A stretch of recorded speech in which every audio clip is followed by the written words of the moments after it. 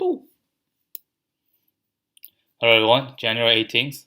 Was not able to do it yesterday, so I think we're falling back on doing it during the day. Alright, so the first one we have, an easy one, so I think I'm going to do 2 today because it's an easy one. Actually, look at the acceptance rate, 32%. Huh, how easy could that be? Interesting question. Alright, let's see. Can place flowers. Oh yeah. Like the problem I had yesterday, the easy problem, but I got hit by a lot of edge cases. Okay.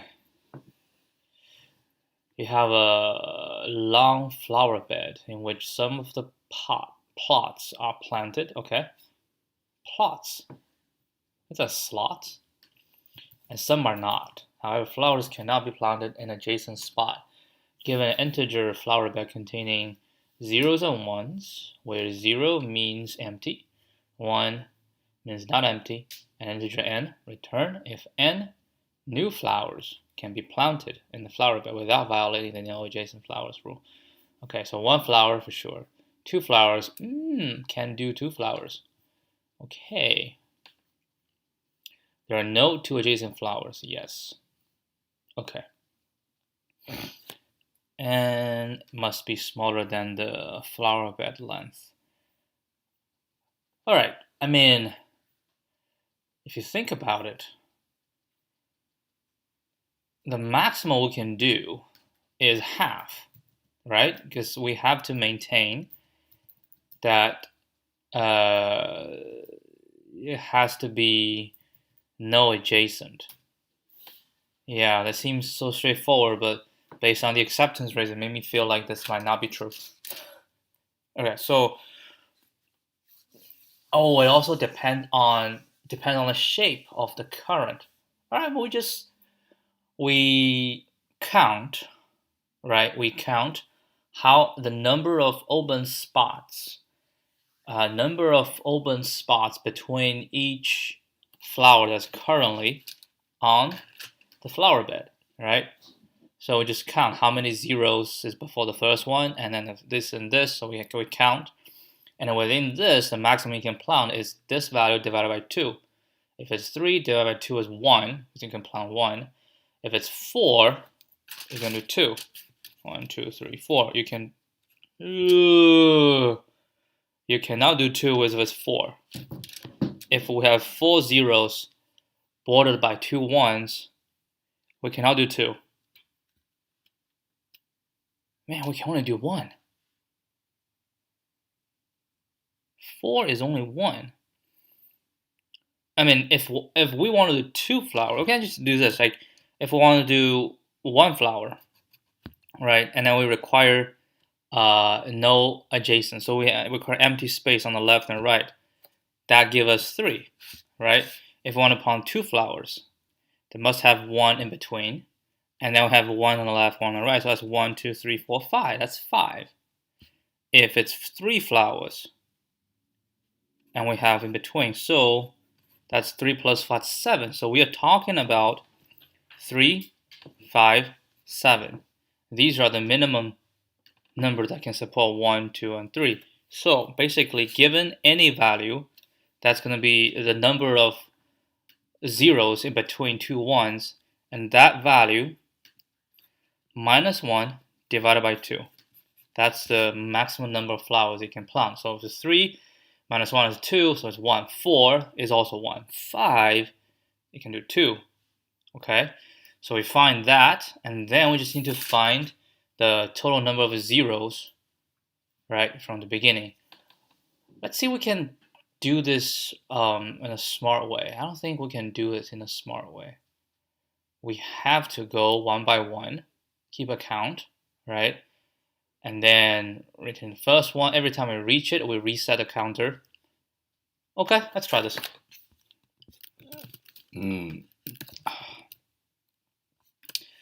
It's 18th today.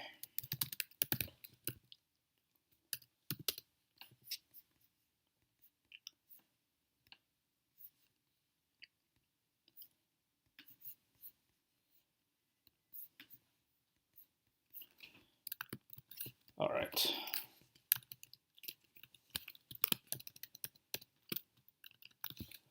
So we're saying we have a count, it's equal to 0, and the rest, right, the whole thing is 0.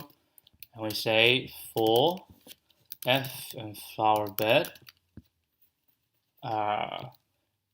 if f rest plus equal to c minus 1 divided by 2, and the c equal to 0, and otherwise c plus equal 1, and then we return rest.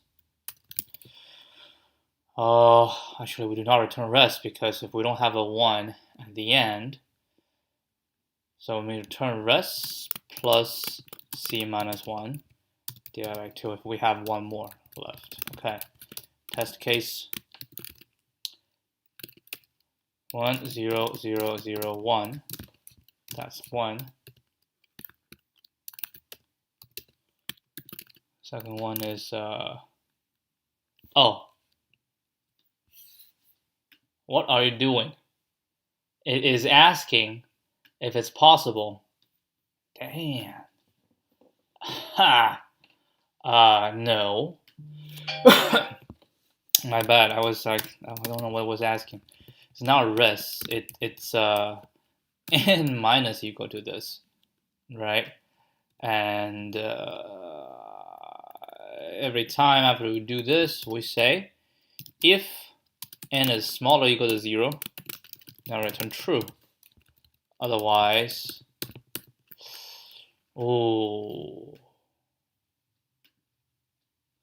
let's add dot append, right? Let's append a 1, so we don't have to do this. So we definitely is going to return false. All right, so we just add another 1 to the end. So we'll definitely hit the last one to do the computation at the end.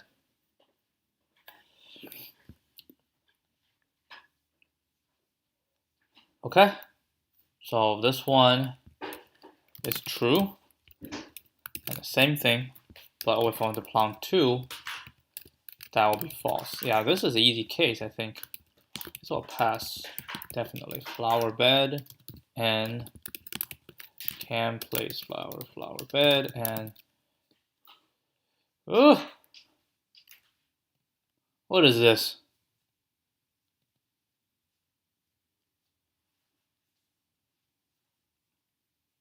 How? That result is false?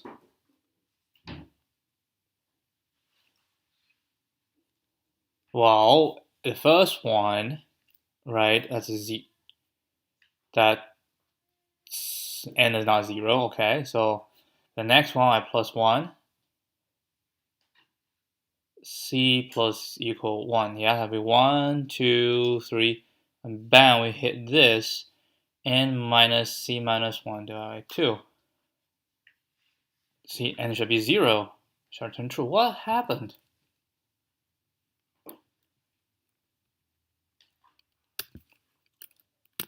And what? Print c 0 1 2 3. Huh? Print f and c. Okay, so f is 0 1 2, and f is 1. C is, hold up.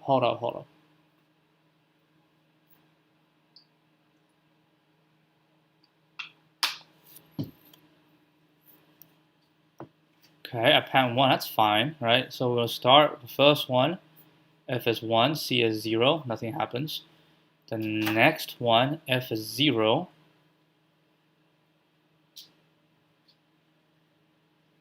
First one, right? And then the second one coming up, F is 0, C is, oh, I gotta,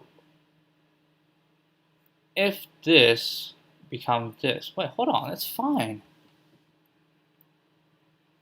Second one comes, F is 0, C is 1.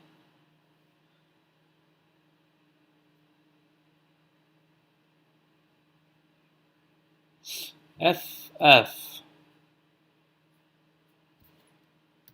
shall be else. Now else is not right, because we don't count when it's, we count when it's not, right? So it's 0, when it's 0, 0, so we count 1. So next is 0, we count 2. So the first 0, and then when we count them as 1, and then it's 3. 3 minus 1 is 2. 2 divided by 2 is 1. How is this not returned true?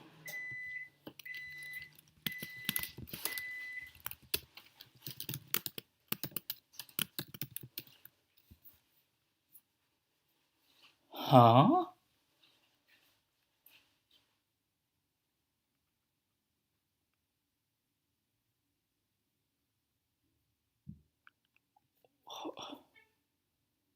What is this? Flower bed N. Flower bed N. What happened to N? N shall only go down.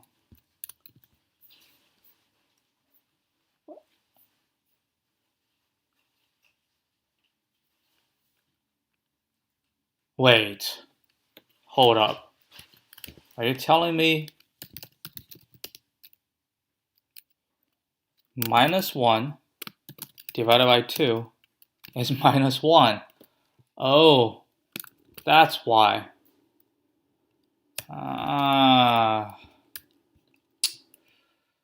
Okay, so we need to make sure if C is what should I call it? So the maximum of this and 0. Or maybe ABS. Yeah, because the first time I hit it, C is 0, have a 0 count, so we shouldn't do this. Oh, I just say if n is C. I have to be C. Yeah, that should be good. C minus 1. There we go. And then we do this, and we reset. Okay. Yeah. All right.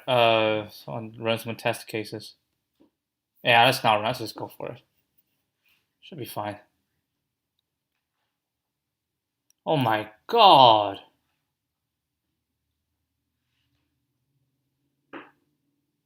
How I got it wrong?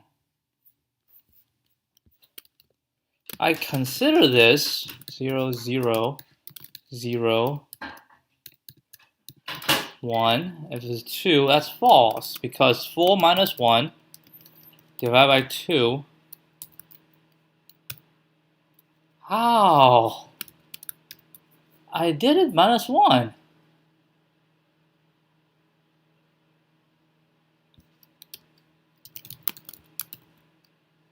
Five. How did C become 5?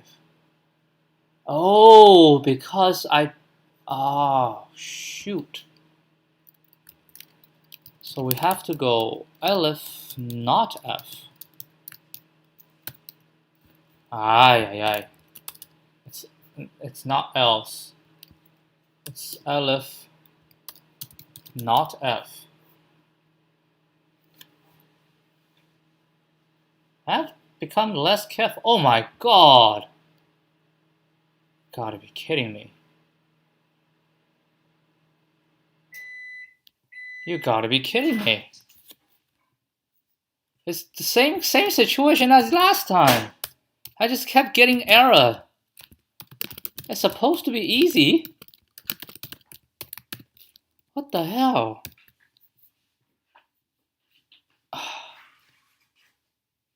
Well, it's not F. Oh, then I didn't count because... Oh. Okay, we cannot do this. We cannot do this. If not F. No, that's still not right.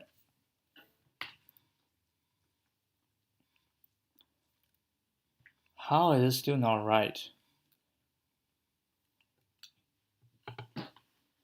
Like so if F and C, so both, then we do this, right? If not F, then I need to plus equal 1.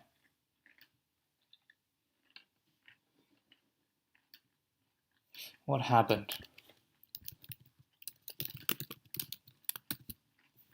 So we start 0, 0, and 0, 1, and then 1, 2, right? So it should come in, C is 2. 2 minus 1 is 1.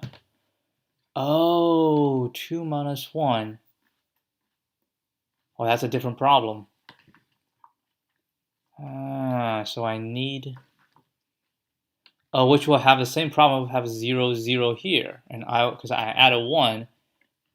I see. So it's exactly the same problem as the last time. All right, scrap this. I'm gonna redo it. We're gonna just find all the positions, right? So I'm gonna say all the positions for if, and enumerate flower bed if f, and then what we're gonna do is zip it to find the number in between. Okay, so how do we zip it? I'm gonna say zip position and position 1, right? And I'm gonna say for left or right in this, right minus left, 0, 1, 2, 3, 4, 4 minus the 0 is, so I have to minus 1. That's the total number in between, right? So for this, and then we going to do this thing, minus 2, right? Divided by 2. That is the total number we can fit in between, okay? And after we do that, 2, 3, 4, 4 minus 2 is 2. Yeah, if we do that, we're gonna sum them up, okay? Sum them up, and I'm gonna plus 2 more, position 0, all right? Position 0 plus,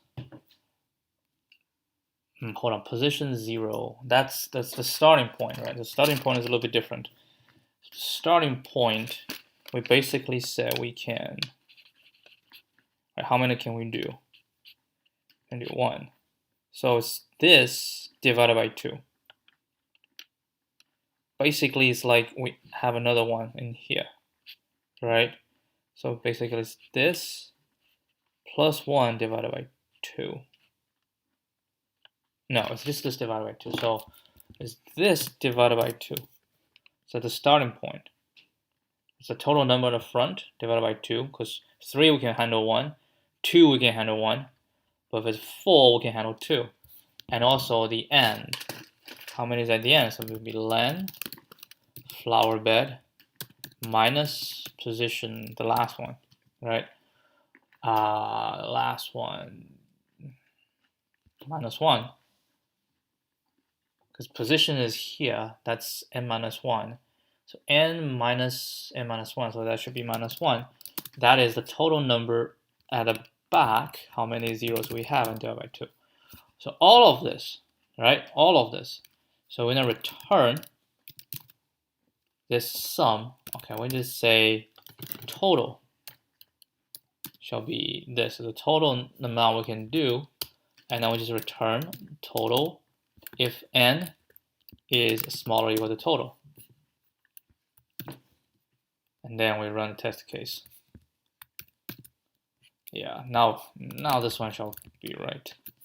Unbelievable. All right, come on. Runtime error, list out of range. What? Oh, How did I get it in one try last time? I was in a good shape. List auto range. Oh, I got too lazy and never tried the edge case. I probably tried the edge case last time. That shall be true, right? Yeah, list auto range. Why would it be list auto range though?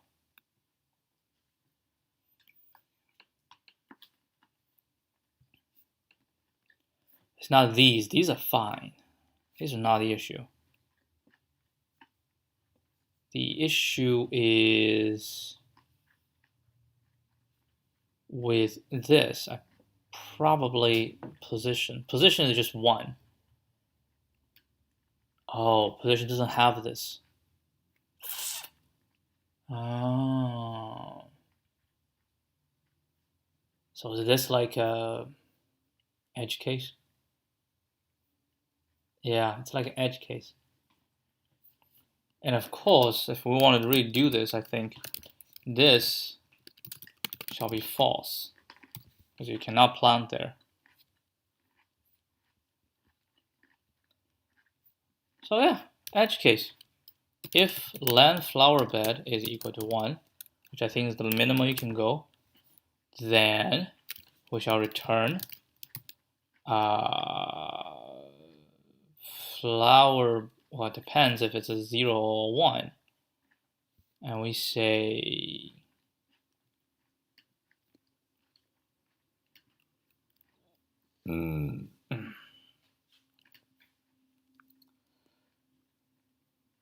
hold on. This is a position 1.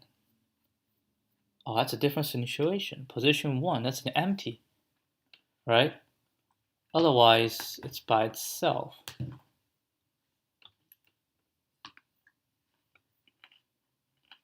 Oh, because it doesn't have position. Hold on. If I have this, I can do this, right? Yeah, I can do this. So it's not this, it's position. So there's no position, right? If not position, which means there's no ones, then we shall return. So we just all of them. So just this one divided by 2. Actually, no. If we have, let's say, 0, 0, 0, I can support 2, right? If like there's no ones in it. So in that case, it should be total number plus 1 divided by 2. So that shall be land flower bed, because there's no ones, plus 1. We just say total equals this divided by 2. If it's a 4, we can support 2. If it's 5, we can support 3. Nope, still not right. Which one? The second one. List out of range. How? How is this one list out of range?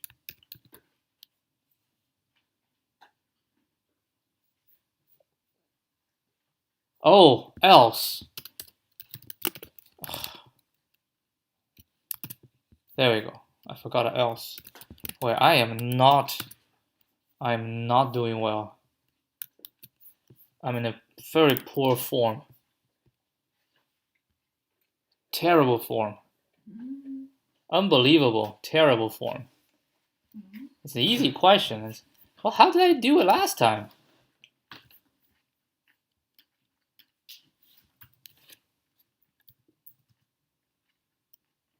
Very curious. I did poorly, very poorly. Oh my god, that was complicated. I think the mindset is different. Look at this solution. Odd can, even can. I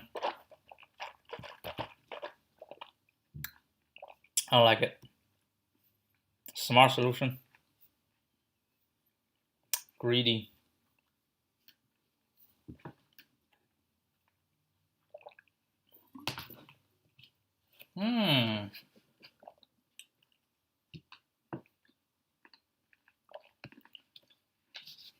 Typo.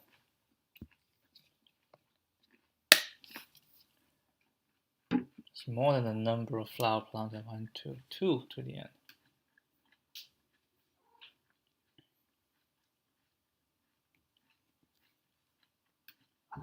As soon as we find an empty spot to satisfy, we plant the flower.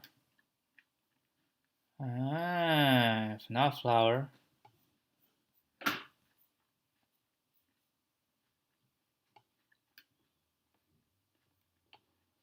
I see.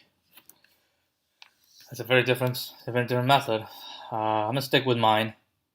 It's a bit long, but okay. How do I simplify it? I don't want to simplify it. So, a strange performance. Actually, I think the performance might actually be okay because we have 123 test cases here, right? We might have more test cases this time. 124. I got one more test case. All right, so this bad. It is an easy question. Very poor performance. Got wrong answer 3 times before passing the OJ. Last time I did this problem, which was December, which was 2020, right? I was able to pass in my first try. That said, the method used back then was not as bold as the one used here. The idea here is that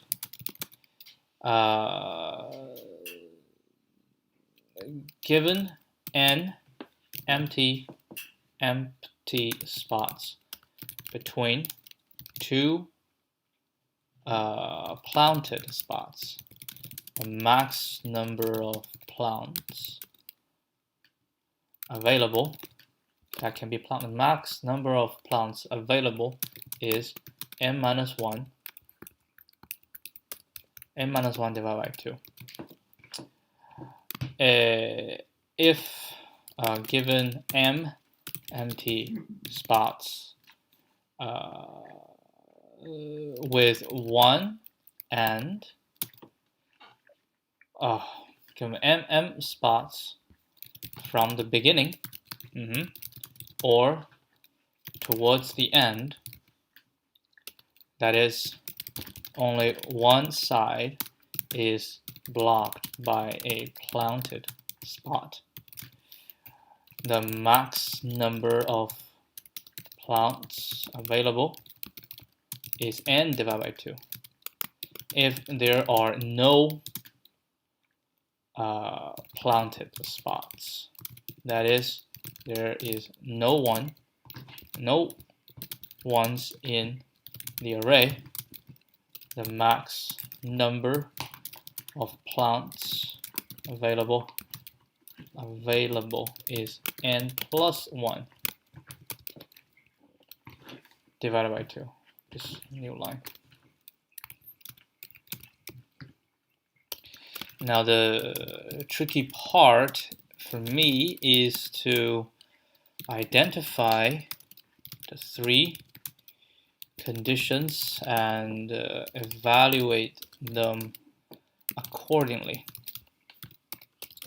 The smart solution from 2 years ago, from more than a year ago, was greedy, which says the best strategy to plant is to always plant in the left spot. Yeah, so it's a plant. Which says that the best strategy to plant given two empty spaces is to always plant on the left. On the left. Yep. That'll be it. And this is O-N. But I'm not gonna do the but I don't want to do the greedy today. My 30 minutes is for an easy question. This is bonkers. I'll probably read this one already. Single scan.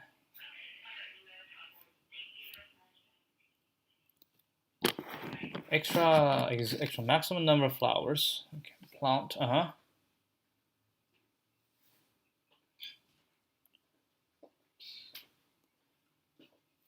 Their prescription now $60. For every such element, we check if it's both adjacent positions empty. If so, we can plant the flower. First and last element, we need not check the previous.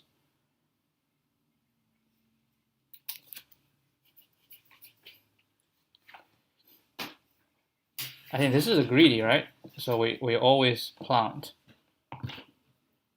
If it's a 0, and this is a 0, or left is a 0, and at the end, then we plant. So we always plant the first one that we see. It's greedy, but you need to prove it, right? I'll stop the process prematurely, yeah, for sure.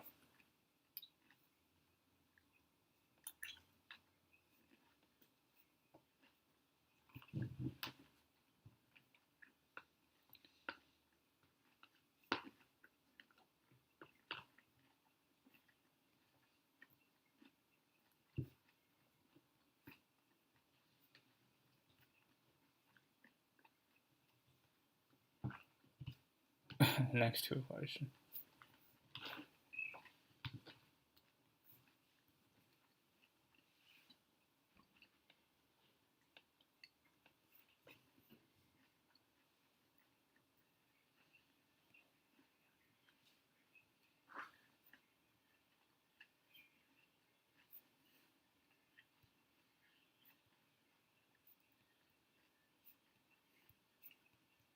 Yep. So they're all greedy. They're all greedy, which is fine. Which is fine. I mean, mine is because I don't jump out immediately. I mean, we can if you think about it. Oh, I already go through everything, right? And I want to use the sum. Yeah, we're attacking it from a different perspective, so that's fine. That's fine. I am okay with it. Alright, let's just move on. Okay, I want to do a medium question, going back to our tradition. Which one? Can I win? Can I win? Well, maybe not. We'll see. Can I win? Win what? Must return a Boolean value, right? Yeah.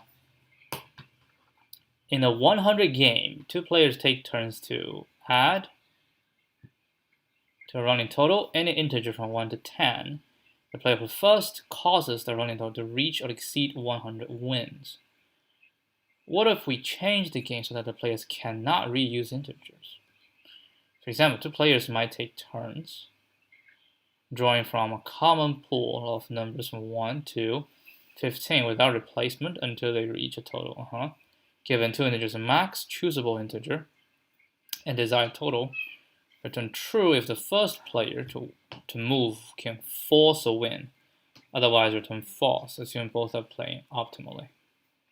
Okay, so no matter which integer the first player chooses, the first player will lose because the maximum you can choose is 10. Yeah. integer 1 up to 10. If the player chooses 1, the second can only choose integer 2 up to 10. Or win by choosing 10. Yeah. And the maximum choose, so we can only go for 1, right? Negative, we cannot do negative.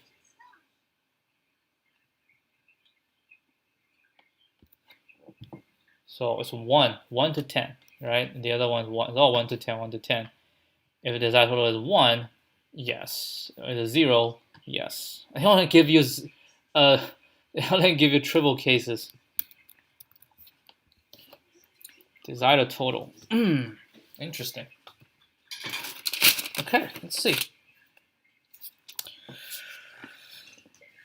Usually, this type of problem, I would think, well, we can deal with the triple case first, right? The triple case is given the maximum integer from 0 all the way to the maximum integer, first player wins. And from the maximum integer to twice. Actually, no, not twice.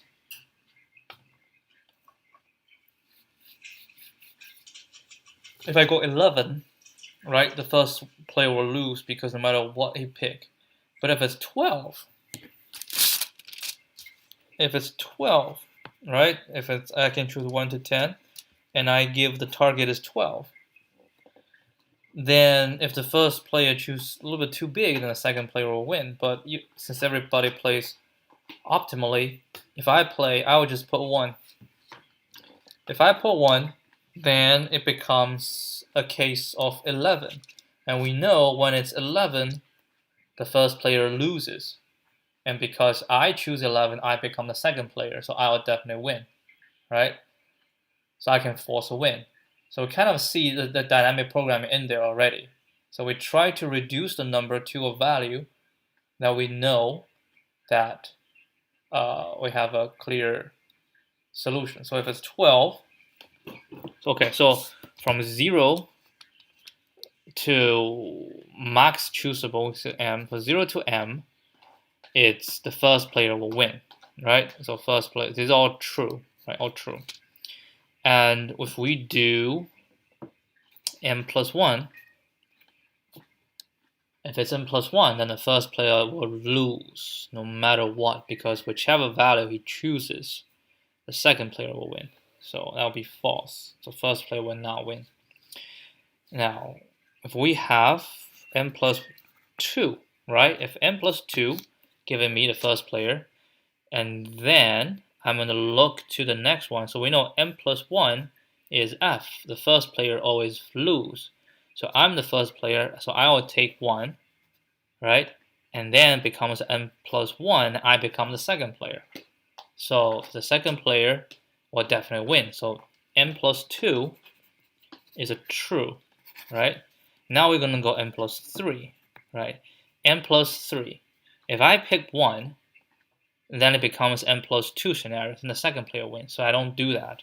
So I pick 2, right? I pick 2, so it drops back to m plus 1 situation, and I will always win, right? So m plus 3 is also true. So m plus 4 is true all the way to m plus m minus 1, right? If I'm at m plus m minus 1, really? M plus m minus 1? So I need to take out something. For minus m. So the max I can, no, m plus 1, my bad. M plus 1. So from m plus 2 to m plus 1, which that's m values in between, the first player will win, because if it's m plus 1, the first player takes m, then we revert to the m plus 1 situation where the first player always lose, right? Which means the second player, because we swap the first and second. So this one also true.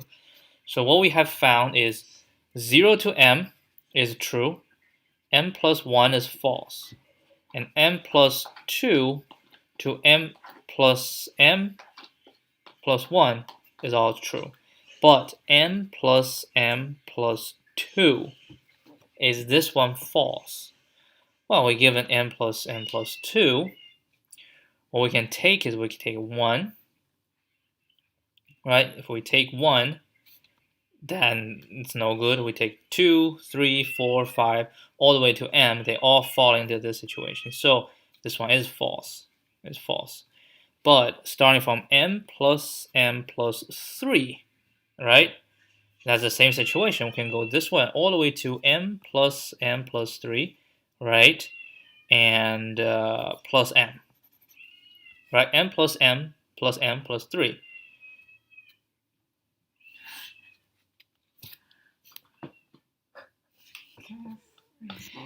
Cute cat. And I can take m. If I take m, it will fall down to m plus 3, which is,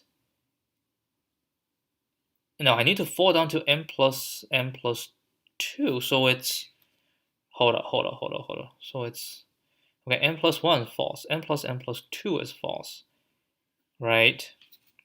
And m plus 3 is true. So what I want is, if I take out m, it's gonna fall to, so it should be m plus 2, right? Plus 2, yeah, plus 2 plus m. That's the one. M plus 2 plus m. In that case, I'll just take m, and I'll fall to m plus 2, which is false, so I'll definitely win, right? So yeah, we kind of have it. So, wait, what's the target? What do we want? Desired total, right? Desired total. So when given this, we know which one will win, which one we will lose, right? So we know, given an m, we know desired total 0 to m is true, m plus 1 is false, and then 2m plus 2 is false, 3m plus 3 is false, right? So basically, all the m plus 1, so k times m plus 1 is false, where k is equal to 1, 2, 3, all the way down. Anything else in between is true. So what we can do is the desired total, we're gonna mod, right? So because that just means that desired total, if it can be divided by max choosable n plus 1, that means it's going to be a false. Otherwise, it's always going to be true. Let's try. How do we try?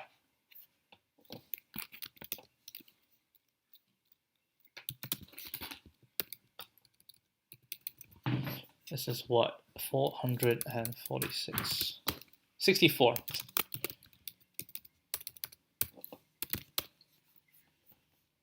Okay.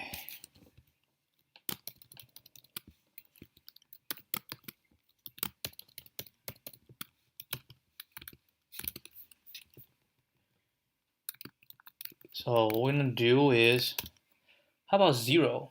Can 0 mod other values? I don't know. 0 mod, is that 0? Yeah, 0 mod is always gonna be 0, but 0 is a true.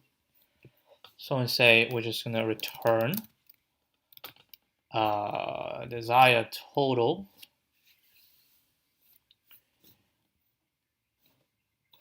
equal to 0.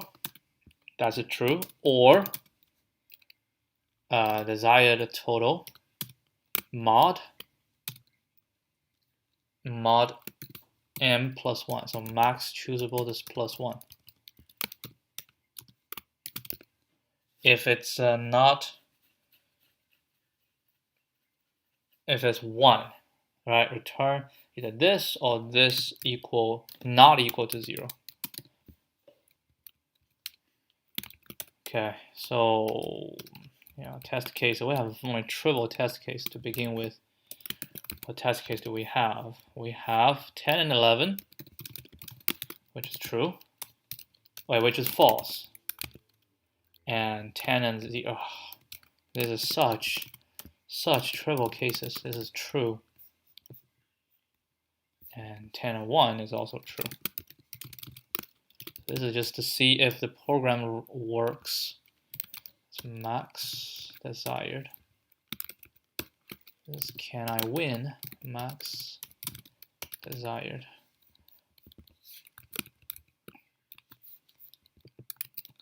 Alright, I'm gonna just throw in some values. 20. Let's say maximum is 15. Let's say 294. See if this one works. Uh-oh. I don't think this is right. I don't think I did it right. I think I know why this is wrong. I think I know. Because you can we cannot replace. This is if you can replace, it doesn't really matter. You know what? I wanna see 0, 1, 2. Oh, hold on. So maximum always is 0. Maybe it'll be 10, right?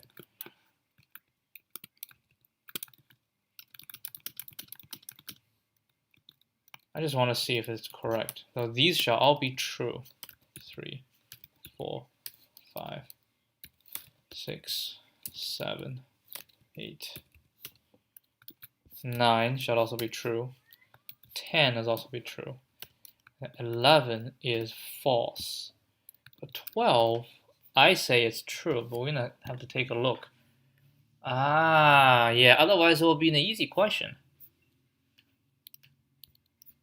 So let's go back because apparently it's not right. I did 15 and 294, right? If it's according to my scheme. My scheme is 294, which I divided by 16. And it's not divisible, so I say it's true, but the answer is false. Which just means along the way, some value must be used again in order to win. Right? We just need to handle that situation. All right. Okay. So again, so we'll go 10, right? So 0 to 10 is true. 11 is false. We know that. 12. So 12. We have many choices, right? We don't have many. We can only choose to go back down to 11. That's the only way for me to win. So I will take 1. Right? Now we have 11. Now the 11, we cannot take 1 anymore. So the possible is from 2 to 10, right? That's all the possibility. But no matter what you pick, because in the 11 cases, whichever you pick will be false. If I pick 1, I can pick 10. But the only thing is I cannot pick 1 again, right? So the opponent pick, I don't know, they can pick 10. What if the opponent picked 10?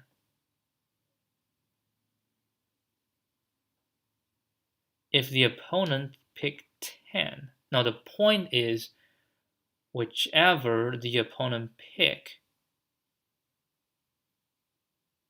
right? Whichever the opponent pick, I can always pick to make it go above. So even though I cannot pick 1, that's fine. Now the ideal is, like, if I pick a value, a small value, because I have 11, right? Why would I lose? Is because if I pick 1, because I want to pick small, so the opponent has to pick bigger than. Because if I pick big, well, the opponent can pick something big, right? So I always try to pick small. So at the beginning I pick 1, so the opponent wants to pick small, he can pick 2, but then there's 9 left, so it's fine. Okay, so 12 is fine, right? 13 I think is fine, because 13 I'll pick 2. If I pick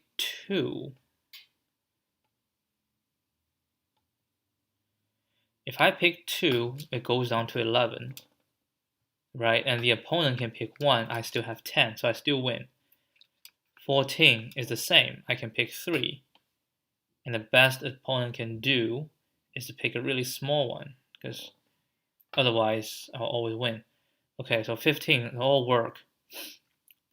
So how about all the way to 21, right? That's the thing. Like if I do 20, I can pick 9, right? I pick 9. So there is a 0 to 8 and a 10 left. And no, 1. So the opponent, all right, the opponent will have 11 need to go. So the opponent can pick 10. It won't pick bigger because if it's big, I can pick something bigger. So the opponent say, okay, I'm going to pick a small because 1 is available, and then there's 10. But 10 is currently available, right? So I can pick 10, I win. So 20 is fine. 21. That, I think, is the thing.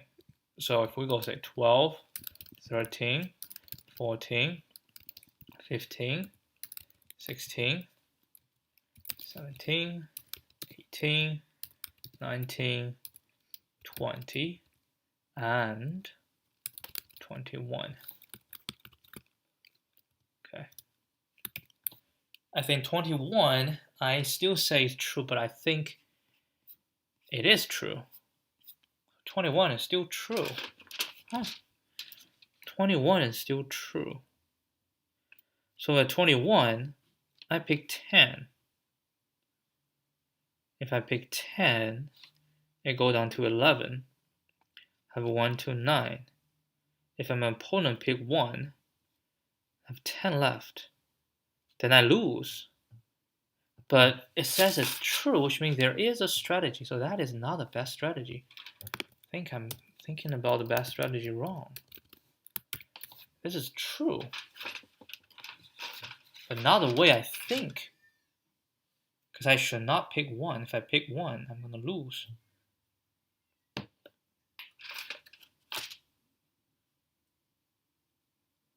I think because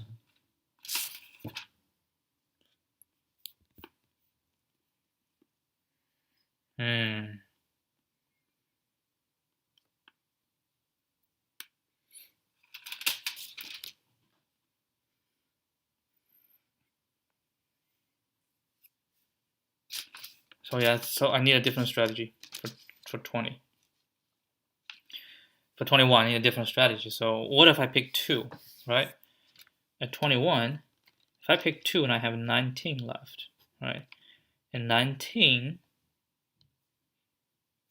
then the first player can win because the first player only need to pick 8 to go down to 11, right? Then 9 becomes the first player again, and I will lose because no matter what I pick, no matter what I pick. No.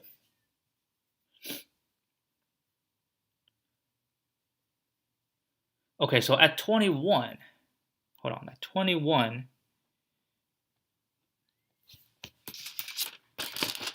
let me think. At 21, if I pick 11, if I pick 10, I am going to lose because 10 is already picked, so I cannot pick 10 again, right? So I have to always prepared. So I never shall pick something because my opponent, so everyone playing optimally, they shall pick the smallest value, right? If I pick the smallest value and then I give it to you, and if you pick a big value and the big value cannot go above, then I have a lot more choices left and I can always win, right? So everyone pick the smallest value. That's optimal for me. So 21, so I always pick 1, right? I pick a value such that the biggest value cannot cover it. So if I pick 1, there's 20 left. And you pick 2, there's 18 left. Because it's the safest. Yeah, 18 left. And I pick 3, 15 left. And I pick 4, we have 11 left. Now back to me. Then I have to pick 5. No. Then what should I pick? If I pick 1, 2, 3, 4, I have 11 left and back to me. And whichever I pick, I'm going to lose. So that is not the strategy I want to do. Huh.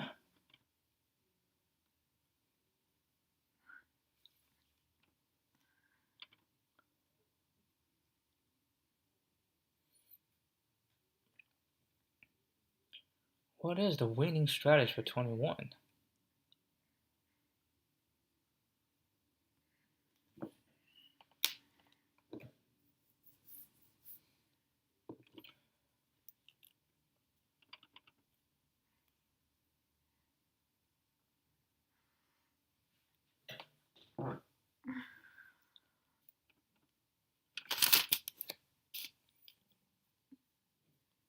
Yeah, I think it's complicated because there's no replacement. That is make it complicated. There's no replacement.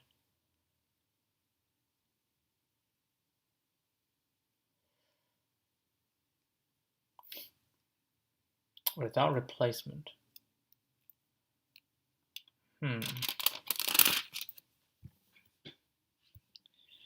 Let me think. Let me think.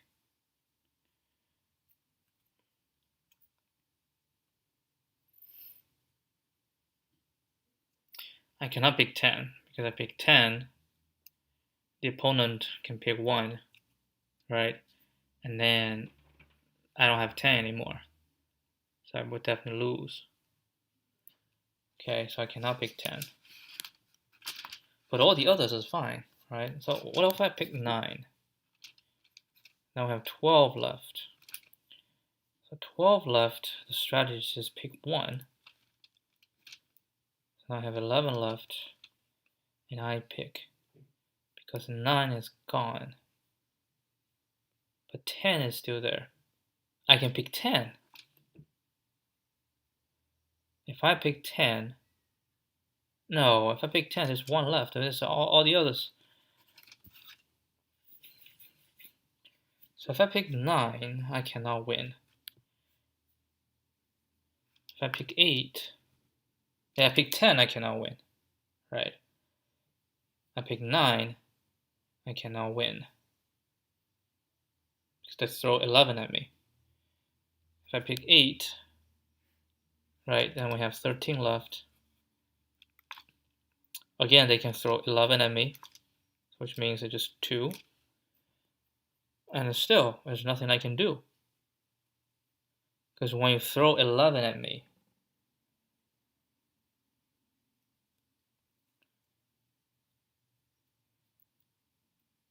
how do you win if it's 21? Okay, that's a little bit, let's go a little bit smaller. Let's say we have 5, right? And we want to do 11. 5 and 11. 5 and 11 supposedly I think is still shall be true.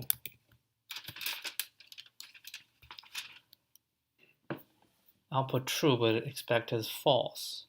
Because 5, 11, I would say, like in my ideal, I'll pick 5, right? So remaining 6. So I say if it's remaining 6, then no matter which one I pick, you can pick 1, right? If you pick 1, there's 5 left, but there's no 5, right? And that's the winning strategy. So if I pick 5, I'll definitely lose. If I pick 4, then there's 7 left. Then I can just throw the 6 situation to me. So I can pick 1 that I'm facing with 6. If I'm facing with 6, and I know 6 I'll definitely lose, the only chance 6 will win is when the biggest is taken, but biggest is not taken, right? So no matter which one I take 1, there's 5. I take 2, there's no 4, but there's 5. I take 3, there's 5, right? No matter which one I take, it's not gonna work, right? If I do 3, if I take 3, other person can take 2, which throws 6 at me. If I take 4, no, when I take 4 already. If I take 2, other person can take 3. If I take 1, other person can take 4. So no matter what, 5, 11, I'm gonna lose. But how is 10, 21, I'm gonna win?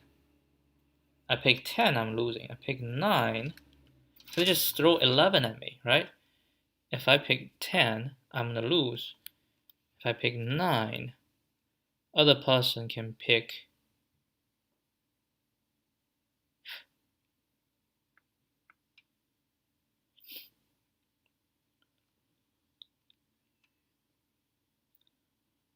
I pick 10, other pick 1. If I pick 9, other person pick 2, so throw 11 at me. I'm down because 10 is still there, right? So I can pick 8, they'll pick 3, I pick 7, they'll pick 4, I pick 6, they'll pick 5. If I pick 5, they'll pick 6. They'll throw 11 at me, and then because the biggest is still there, no matter what I do, I cannot win. Let's keep going. 4, 3, 2. I'm gonna pick 9. If I pick 1, okay, and then the other person pick 10. If I pick 1 and the other person pick 10, they throw 11 at me. But at this point, the biggest value is gone. Is it reach or exceed? Larger or equal to, right?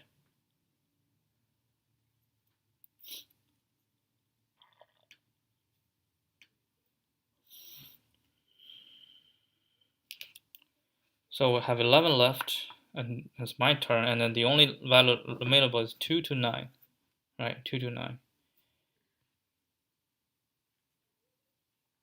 It's the same. No matter which one I pick, I will lose. I pick 2, they have 9. Unless I pick 1, but 1 is not there anymore. I pick 3, they can pick 8.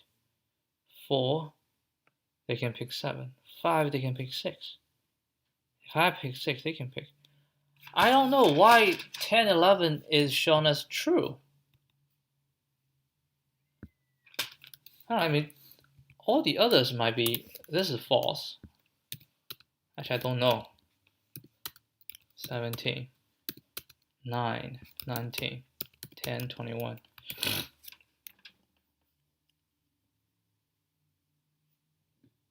Output, all true. For me, expected. True, false, true, false, true. Wait, hold on. True, false, true, false, true. So we say 6, 13 is true. 7, 14 is false. 7, 15. 8, 17 is true.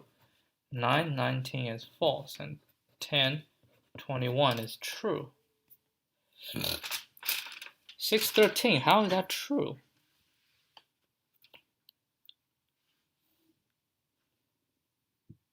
Six, we want to reach 13, and I have 6, right?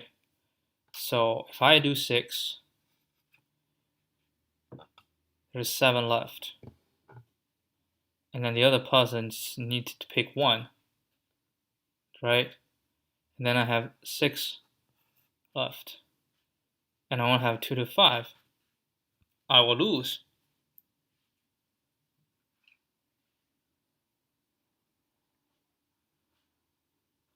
If I pick 6, there's 7 left. And the other person pick 1. Okay, return.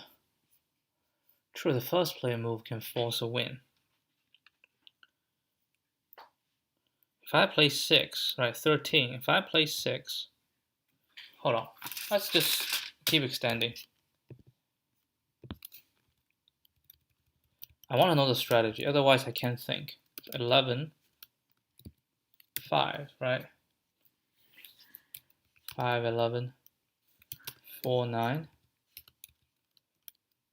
3, 7, 2, 5, and 1, 3. 1, 3. Then I'll definitely lose. And in the beginning, it doesn't really follow. So we go false, false, false. Hold up. So 1, 2, 3, 4, 5. 6 is the first one that can be true. 6 is the first one, so 6 is the one that we need to pay close attention. 6 is the first one that's true. Okay, and if I pick 6, other person pick 1, and we have 6 left, and I only have 2 to 5 to pick, so no matter which one we pick, I will lose. If I pick 5, other person can pick 2, I have 6 left. I have 1, 3, 4, 7.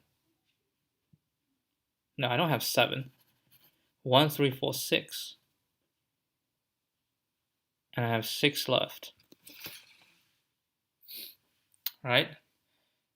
Then if I pick 1, other person can pick 6. And I pick 3, the person can pick whatever. If I pick 6, I win. Oh! If I pick 6, I win. Wait.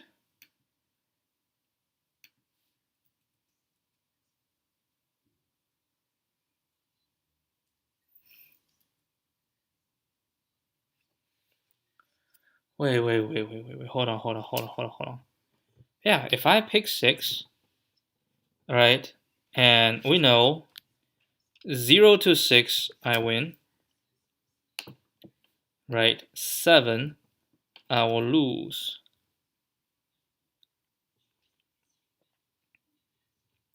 Yeah, because no matter which one I pick. So now we have 13. Right? If it's 13, I want to make it 7. So I pick 6. I throw 7 to my opponents. And supposedly, whatever the opponent pick, I shall win. If the opponent pick 1, I don't have 6. Right? So I have to pick again, so I lose. If the opponent pick 1, and throw back at me, I have 6 back at me. It's 2 to 5. So no matter what I pick, I lose. So 6 is not a good go. But if I pick 5, right? If I pick 5, there is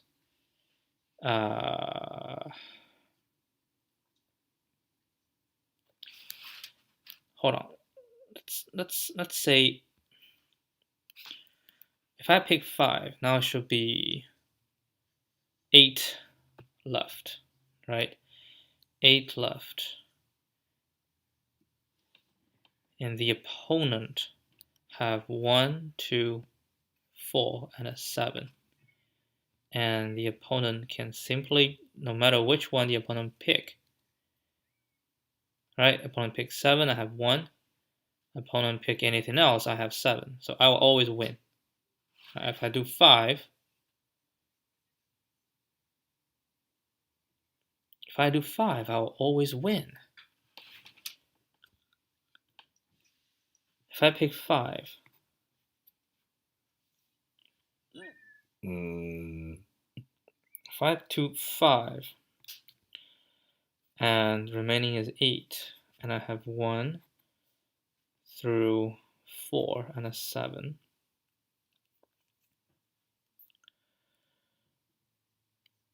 And then the opponent says, okay, the opponent pick 1, I can pick 7. But the opponent, why do we pick 7, right?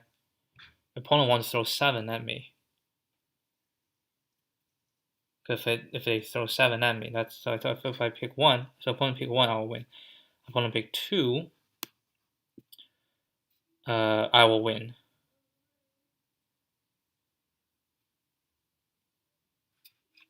That's not how it's played.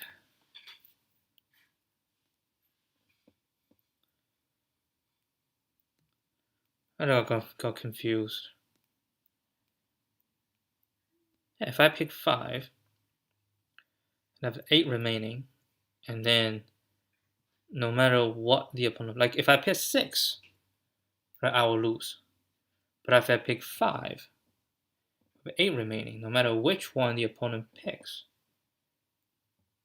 I will always win. So I just pick 5. Opponent can pick 1, I have 7. Opponent can pick 2, I have 6. I have it. No, all the way to 6. It's all the way to 6. My bad. I don't know where the 7 comes from. If I pick 5, 8 remaining, but okay. So if the opponent pick 1, yeah, if I pick 5, opponent pick 1, right? Opponent pick 1, throw 7 back at me, and I'm supposed to lose.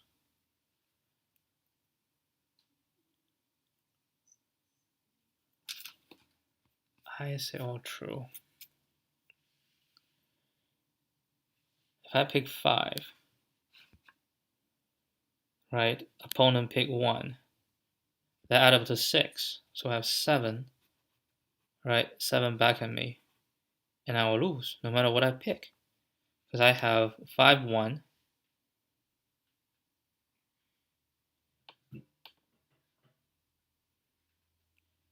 Wait, this is confusing. Let me do it again. So I have 6, I want to reach 13. If I pick 6, right, so I have 1, 2, 3, 4, 5, 6. If I pick 6, then there's 7 left to my opponents. And my opponents can pick 1, right? So 6 back at me, and I only have 1 to 5. I have 2 to 5, so I'll definitely lose. If I pick 5, then I throw to my opponent 8, throw to opponent. If I pick 5, right, so this is gone, but I have 1, 2, 3, 4, 6. And opponent says, okay, 5, 8. If I want to win, I shall make it to 7. So my opponent pick 1, and then throw 7 back at me. And no matter what I do, I will lose. So that will lose. So if I pick 4, right? If I pick 4, then I have 9 left, right? So if I pick 4, we have 9 left. And opponent pick 2, throw 7 back at me. If you throw 7 back at me, no matter what I pick, I will always lose. Yeah, because I'm faced with 7. If I'm faced with 7 and the biggest value is not taken, then I will always lose. So this one will fail. If I pick 3, opponent can pick. Oh, opponent cannot pick 3. Oh, this probably is the weakness in the chink. So 1, 2, 3, 4, 5, 6, right? If I pick 3, opponent cannot pick 3, so he cannot force 7 back on me. Ah, that is the trick. So if I pick 3, opponent, I give opponent a bad time. Opponent can pick anything but 3, so which means the value here is anything but 7. If opponent pick 1, so 3 give us 10, right? So if I pick 1, then I'm faced with 9. If I'm faced with 9, How do I win? If I face with 9 and I take 2, right? I take 2. I mean, I can take anything. I can take 2. No, I cannot take anything. I take 2. I take 2. Then I can throw 7 at the opponent, and he's gone. He's gone. If opponent take 2, which I'm faced with 8, then I take 1. Throw 7 at them. If opponent cannot take 3, say that's the thing. He cannot take 3. He cannot throw 7 at me. Right? He cannot throw 7 at me. But I can throw 7 at him. If opponent take 4. Right? So opponent take 4. There's 6. There's only 6. I can take it immediately.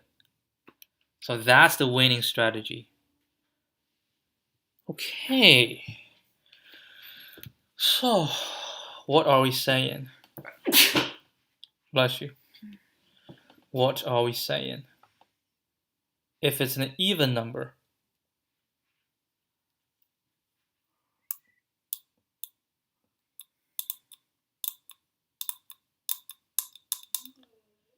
but still, okay,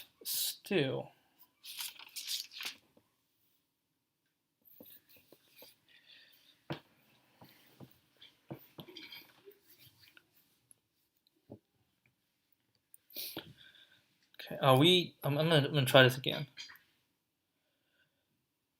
0 to m, I win. M plus 1, second plus 1, no matter what I do.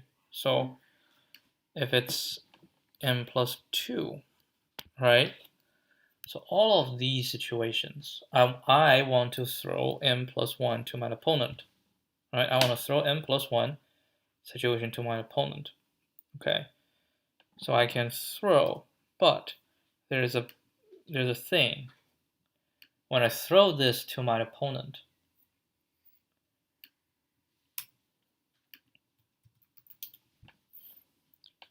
I cannot, like if it requires me to take the largest value in order to throw m plus 1 to my opponent, then I will lose. Because if I take that, the opponent, because I can't take anything, I throw this to my opponent. And the basis that this will force a lose of the first one because the second person always has the largest value. So if I take the largest value, then I cannot take it anymore, so I will lose. Right? So that means I cannot. But on all the other situations, right? On the other situation, I don't have to take the largest one to throw m plus 1 at my opponent. So I don't take the largest value, and I throw m plus 1 to my opponent. And then whatever my opponent does, he will lose, because I always have the largest value. Yes. So the only situation is if I take the largest value, then I lose my edge. Right? And I lose my edge. So when that happens, when the situation happens, I cannot take the largest value, so I cannot throw m plus 1 to my opponent. So when that happens, right, I need to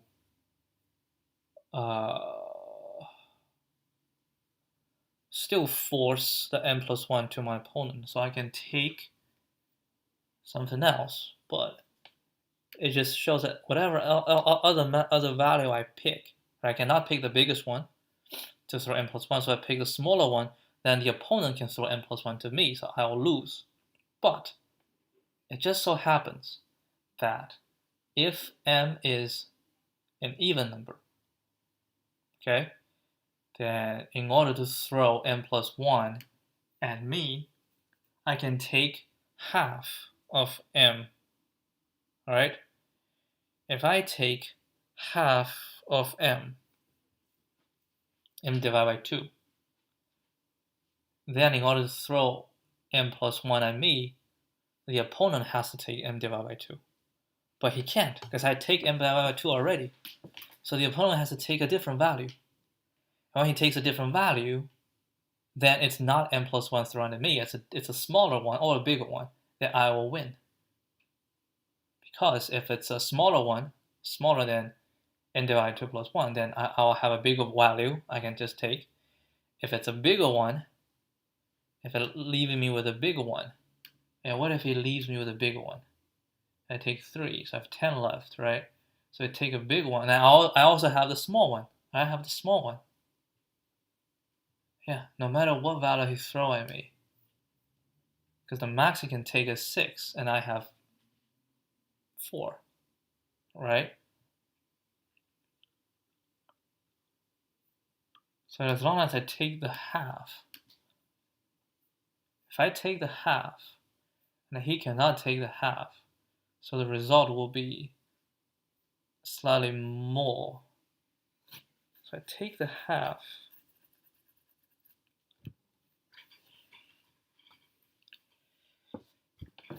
Take the half, then the opponent, if I take the half, what do the opponent do? Opponent wants to take half, so I can throw m plus 1 at me, because the original value is 2m plus 1, right? It's 2m plus 1, so I have to take half an m. He wants to take half an m, but he cannot take half an m.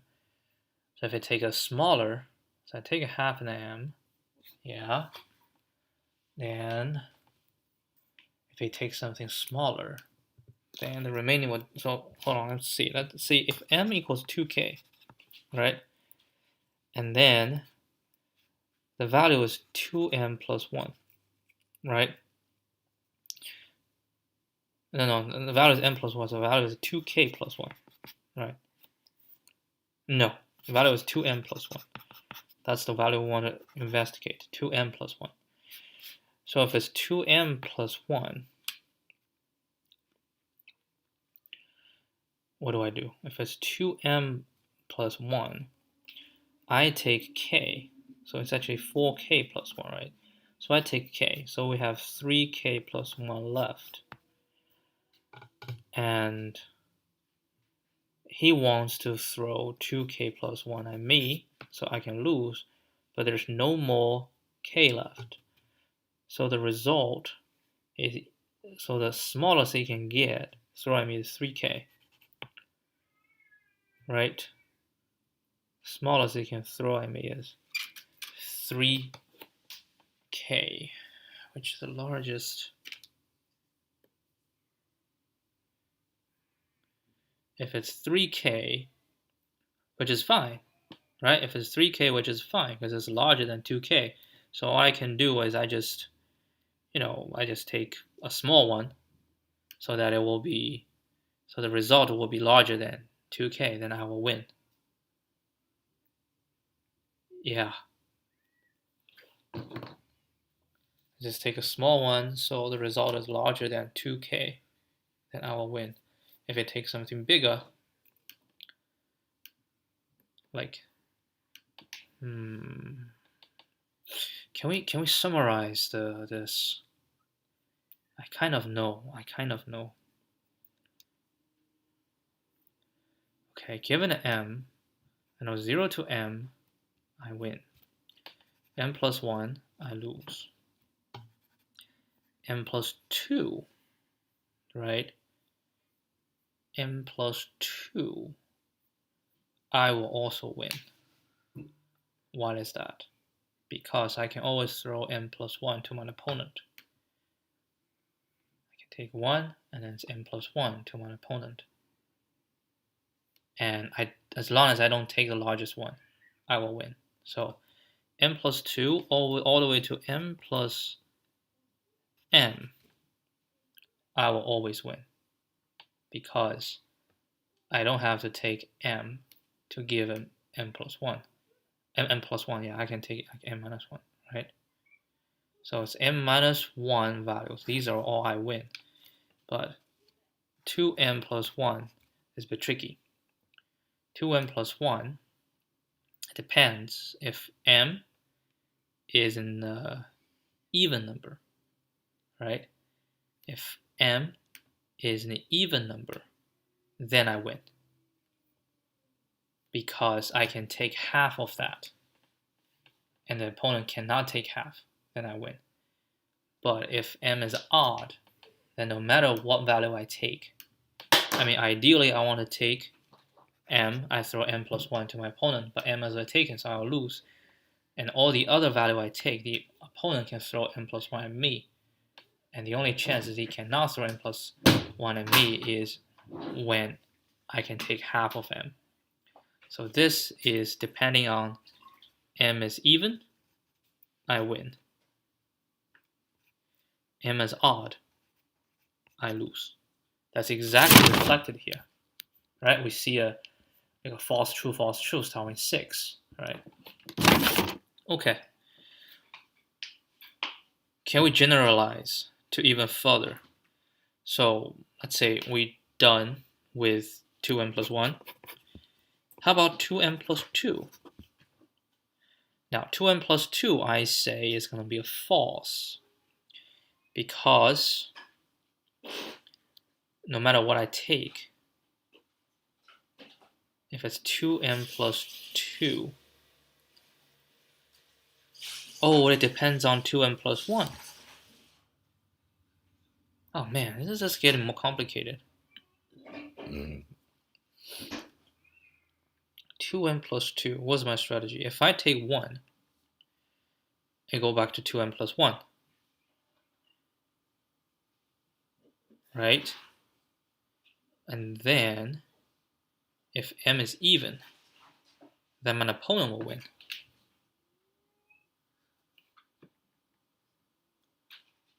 If m is odd, I take 1, I throw 2m plus 1 to my opponent, and my opponent, say, I take 1 already, so it's 2m plus 1 to my opponent, and it's odd. So no matter what my opponent takes, my opponent can take anything. And my opponent will want to throw m plus 1 at me. So he can take m, and I have m plus 1. But, oh, because I take 1 already. I feel this is not the way to go. Because, you know what? I just realized something. I'm here trying to analyze. Look at this. The most we have is 20 steps. Alright, dummy, the most we have is 20 steps. Why don't we just iterate through all 20 steps? It's just way too hard to, like, for me to analyze all the situation. There's too many moving parts. But just, like, I take 1, what's the opponent can take? And I take 2, what's the opponent can take? Well, can we, like, cache it? Yeah, that's the thing, you cannot cache it. Because it depends on what happens but previously. So if I take 1, the component take 2, and all the way down, who wins? And then backtrack, right? So I take the other one, what the component take? Backtrack. Maybe this is a backtrack problem. Hold on, this is a good test case. I'm gonna just copy everything here. This is a very good test case. All right.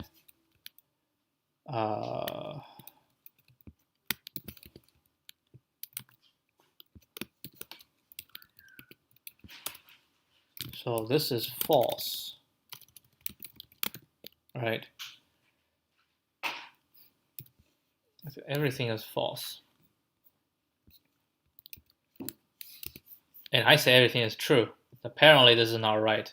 Even the small case I cannot predict. That was terrible. This is also false. Everything is false. Now think about it, yeah. So 2, I cannot win. Nobody can win. In this case, yeah, because the sum didn't even reach 5. 1 plus 2 plus 3 is 7. This is 6. Of course this is false.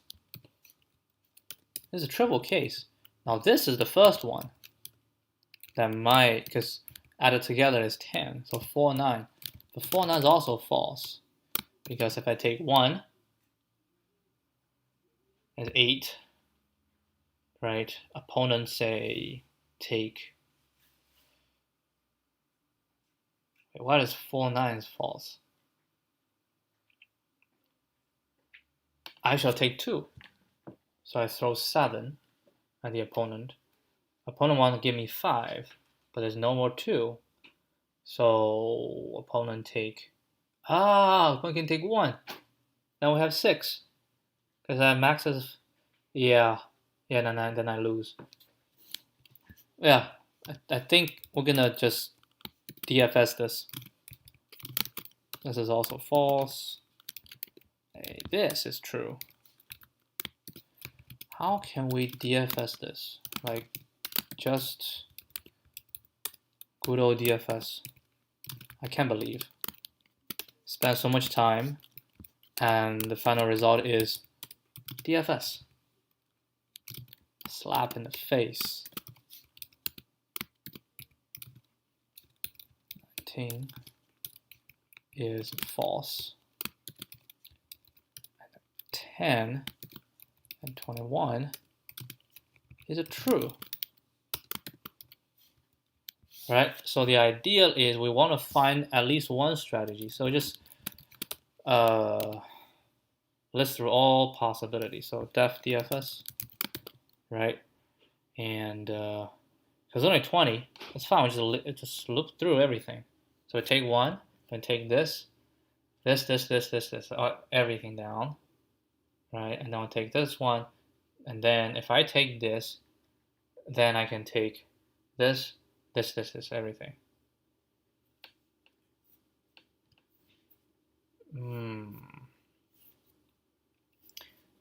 If I take 1, if I take 2, if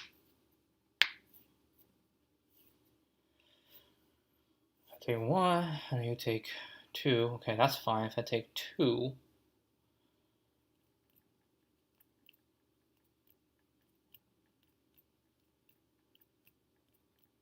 and then,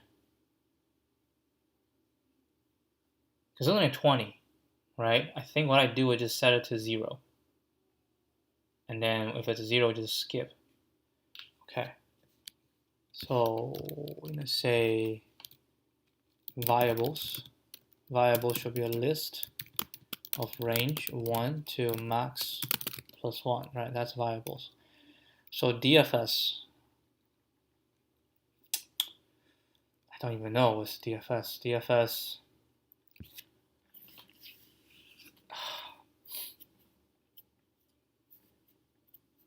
total. So I have to find one way. Everyone plays for the maximum, right? But hold on. We're trying to play for the maximum means if I can win, I will definitely win. That's the maximum.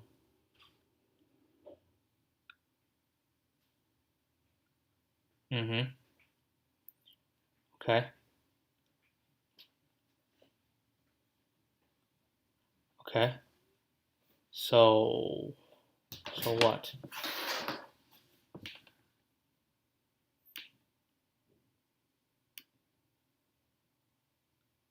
Yeah, I think the iteration can be a little bit simpler. We want a second person to win, and then it shall be the only situation the second person cannot win, right?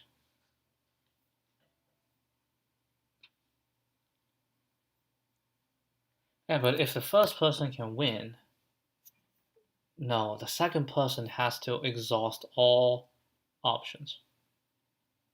Right, so if I first person pick one, the second person I will pick all the options for every option, and the first person pick something, the second person pick all the options. So every step, what's every step? DFS. What is this DFS?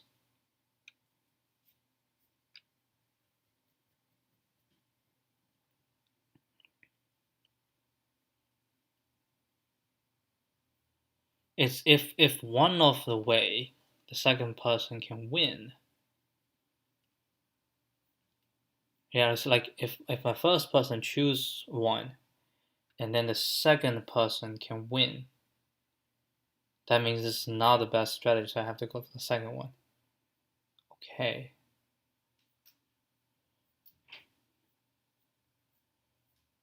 So it has to be a situation where the first person picks something, and no matter what the second person picks, the first person always wins.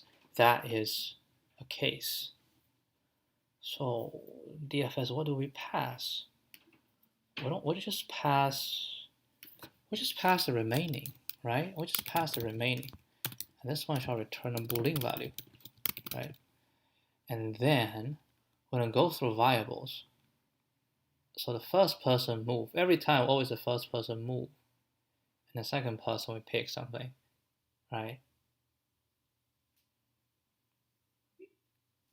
Yeah, the second person pick, and this is the second person. We're gonna go through start to end. Pick the first one as not, and when I pick that, and after I pick that, I'm gonna go DFS again,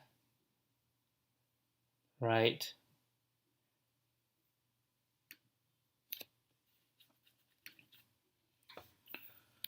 Hold on. So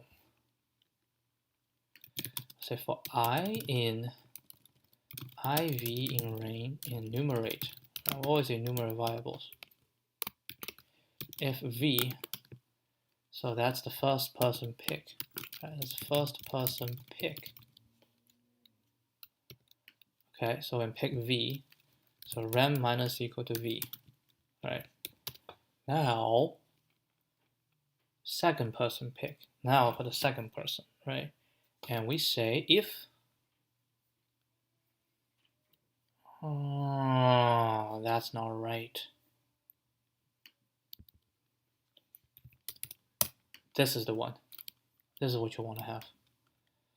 So this needs to be for I in range 1, 2, max is plus 1. Alright? And say if available. If available I, oh, that's not right. That shall be everything is available at the beginning. Max is plus 1. Right? So if available I minus equal I, and then available I equal to 0. Now second person pick. How do we do? When we say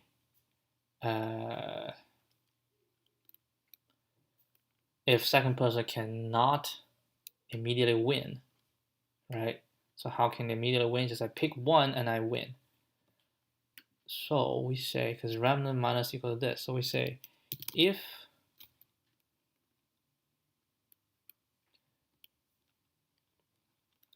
rem is smaller than equal to max this and available rem and available rem, if that's the case, then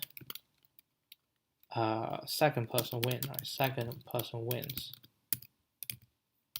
So in that case, we don't go, we try to find another one, right? So if that's the case,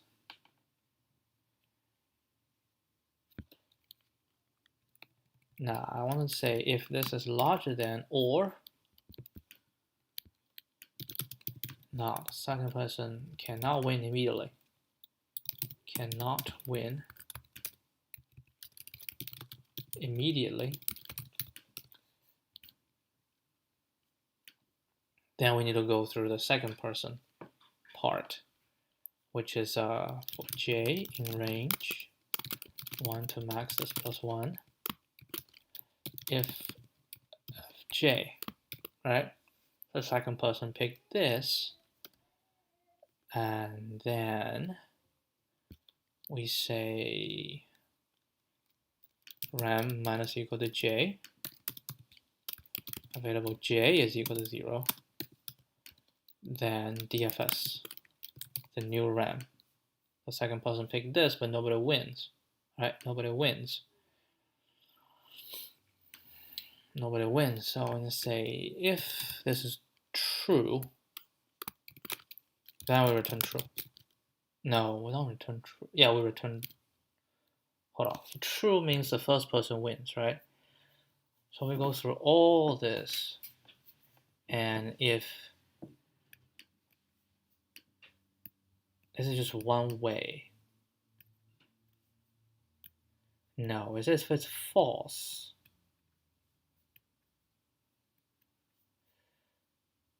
If it's false, then we try everyone. We try everyone. Hold on. What under what situation we return true? Is if in this, right? And I go through everything, and they are all returning true, then I can return true. So if this is true, we're going to do another one. But if this is false, then we don't have to keep going. So we say if not this,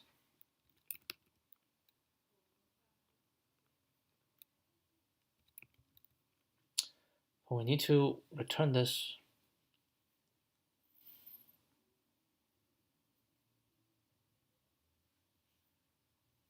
DFS rem, right, remaining, and I'm going to say result equals this. How do we get a result? I tried it, so plus equal to j equals 1, so I return to the previous state.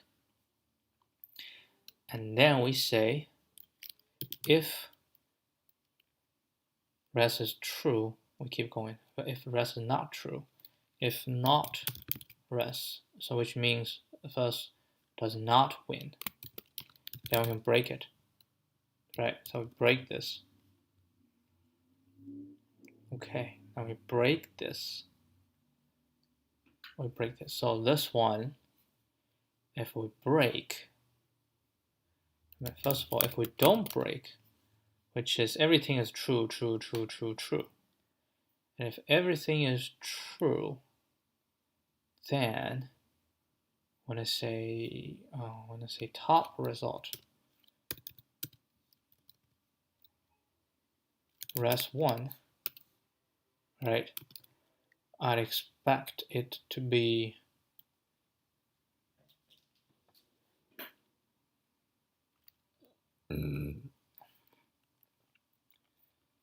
I expect to be false, and it's the same thing.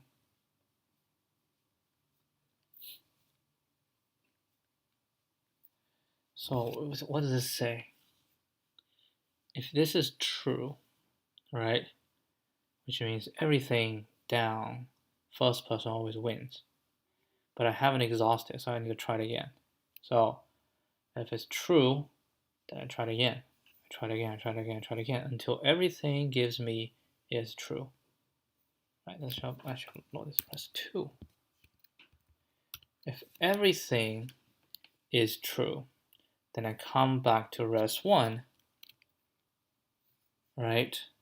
That means under this situation, under when I pick first person pick I, then all the other choices that I have is true.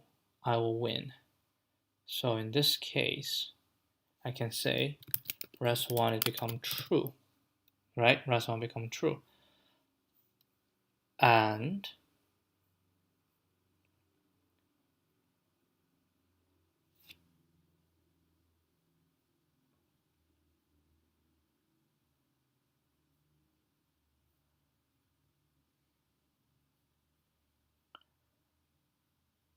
what if it's breakout? If it's breakout, that means this path is no good. So I need to keep searching.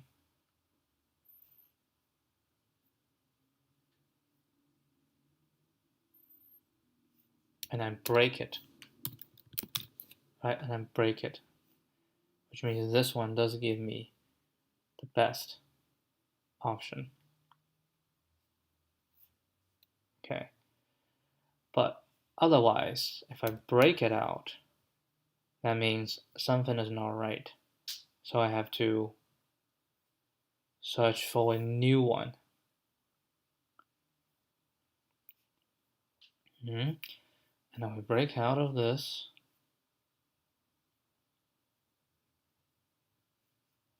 Which means something is false. Then I need to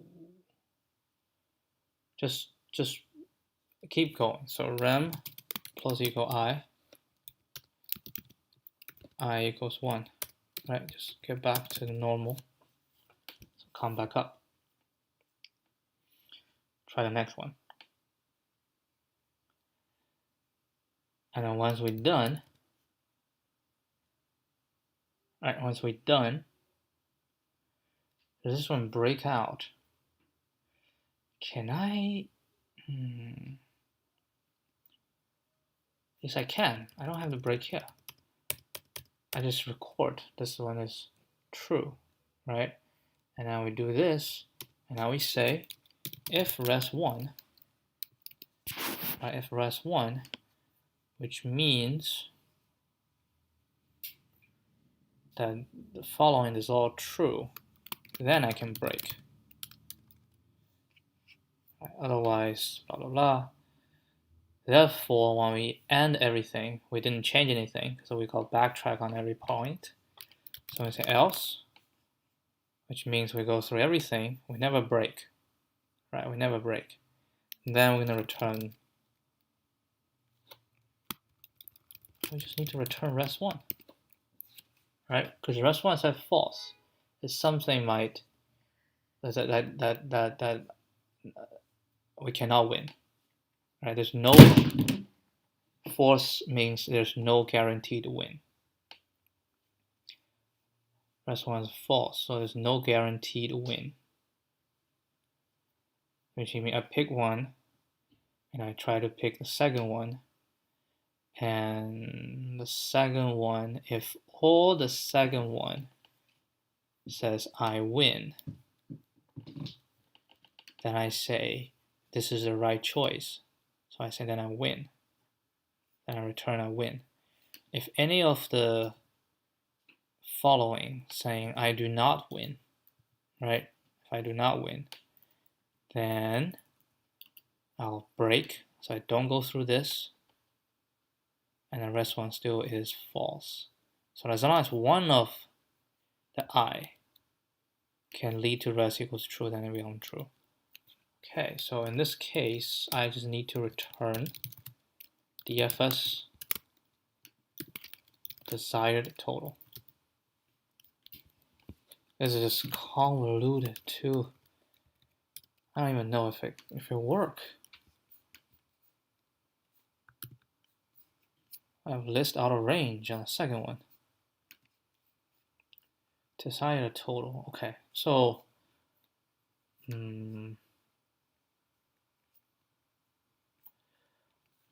can do this. Like if desired total is smaller or equal to max, we definitely return true.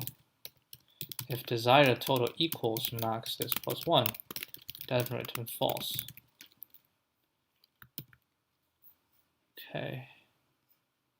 We still have issues.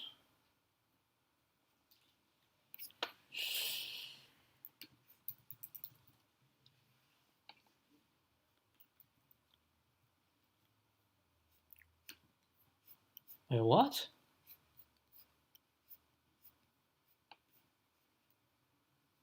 Index range out of how?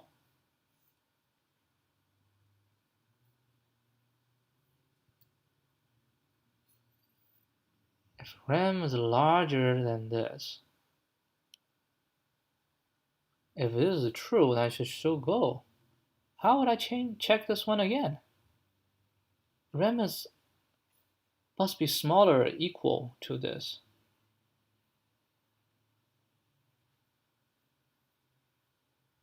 Don't understand. Don't understand. Alright, we have a lot of wrong issues. So 1, 2, 3, the fourth one. The first real one we got wrong.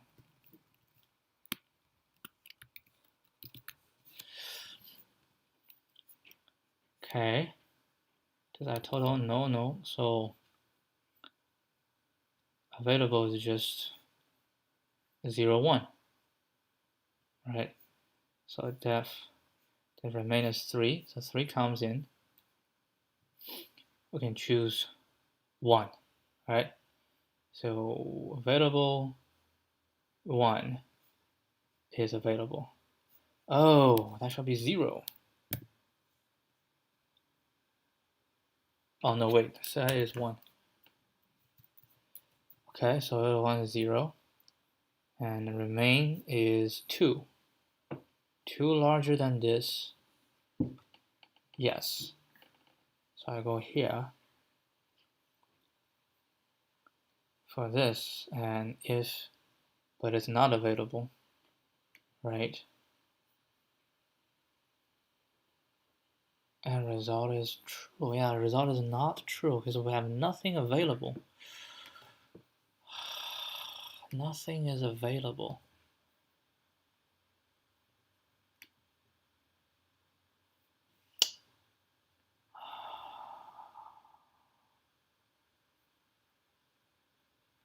Shouldn't we put this one here if we do flag?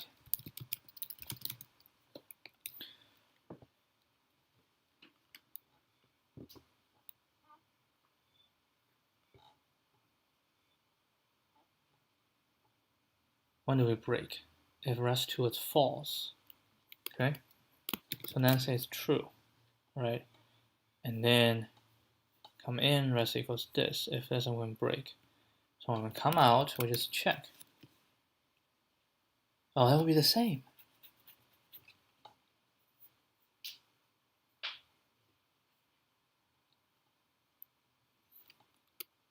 Actually, rest 2 should be false. Then come in. If one of them succeeds, right? If one of them succeeds, then rest 2 will become true. But I don't know if all of them succeeds.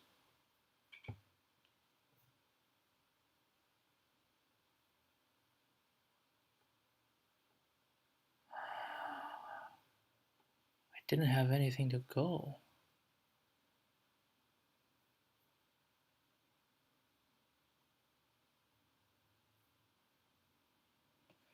So if rest 2 is false, and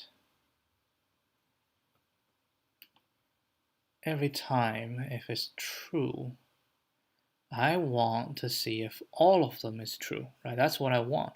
I want all of them is true. So if this is true, then it should be and, right? It should be and. But if nothing goes on,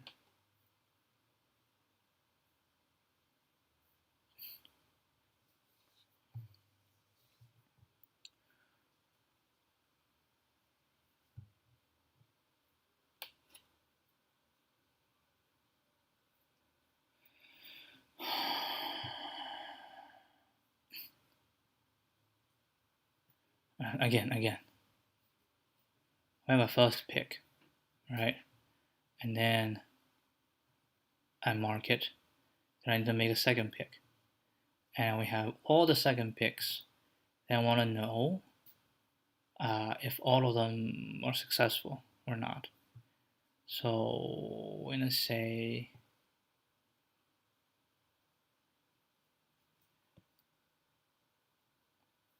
if I say, but the goal is if I have one of them give me a false, then I can just escape. All right. But when I escape, I want to know if it's because one of them is false or all of them are false. So I shall start this is true. But if I start this is true, but I break it. But if it's true, if nothing goes through, how about I just do this, right? And then I simply say res2.append this, okay? And then we say if not res2 minus 1, then we break. Now when we break out, when I check, right?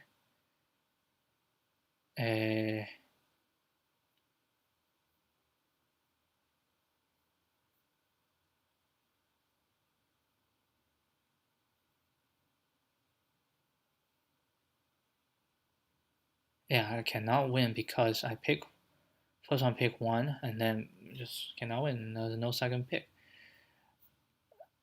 But that's slightly different. Okay, so if this is and this is, if this equals this,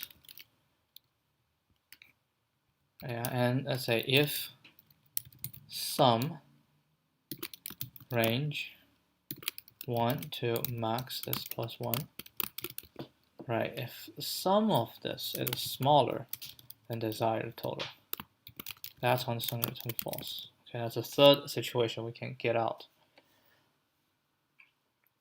Okay, then we will definitely run through some of this.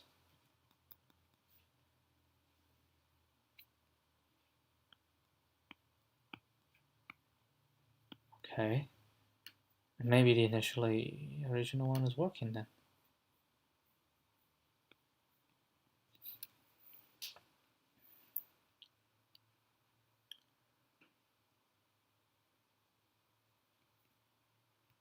Let's try the original one. I think that's the original one. Now we say if not, then we're gonna break.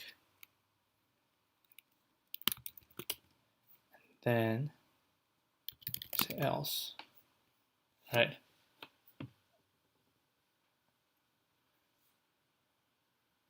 So no matter what, we'll do this. Then we're gonna check res. Okay. This is true based on different things. Okay, we still have number 9. 0, 1, 2, 3, 4, 5, 6, 7, 8, 9. This is weird.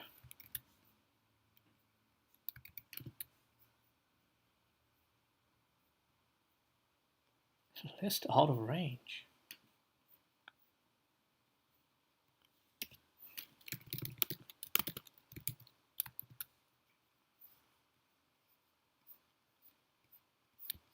Holy moly. Negative. Oh, it could happen. And the first person wins.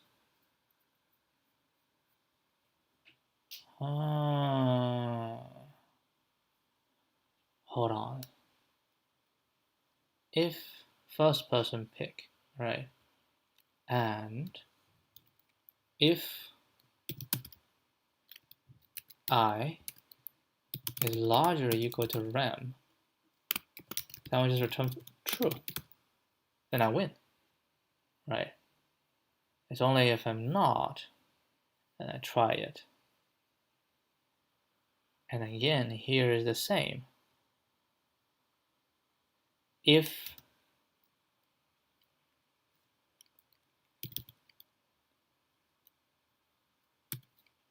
j is larger or equal to rem, then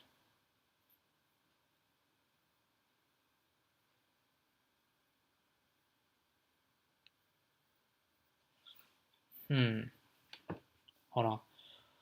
So remaining.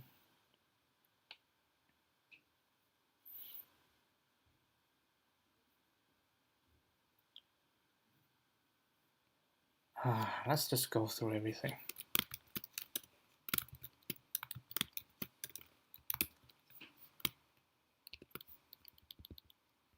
Yeah, second person pick. Second pick. Right, when you pick J, if it's larger or equal to remaining, then the second person wins, right? If a second person wins, then we break. Or if this, then I break. Second person wins, right? This is second person wins. And this is also second person wins. If second person wins, then we break.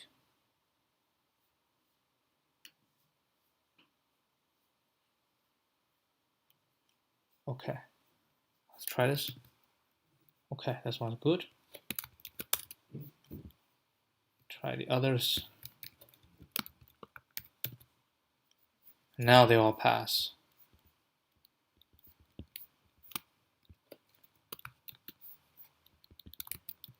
All right, when I use the test case that we got wrong, I think it's 15 and 294.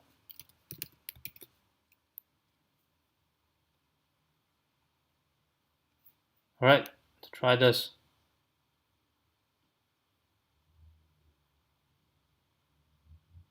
Ooh, I think it's wrong answer. Yeah, it must be wrong answer. Took that long. Time limit exceeded. 18 and 79.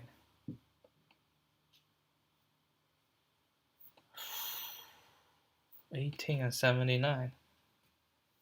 I must have tried all the combinations.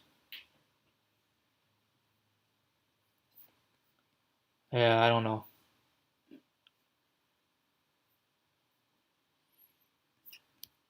Any hints?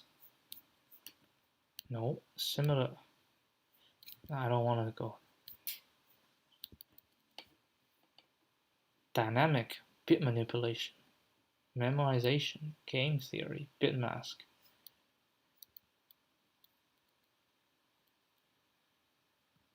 We can use a bit, that's true. It is a bit manipulation.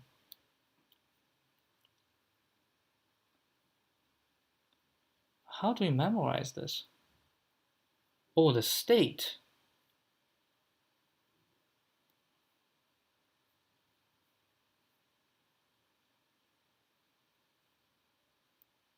If this is a bit,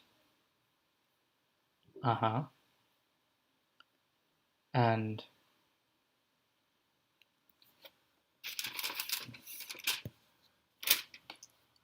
what is the state? Is the current and the remaining. Maybe it is. So that is just going to be one left shift, right? If I shift one to have two values, right? If I have five values, 1, 2, 3, 4, 5. So that's one shift 1, 2, 3, 4, 5 minus 1. This is our starting point. And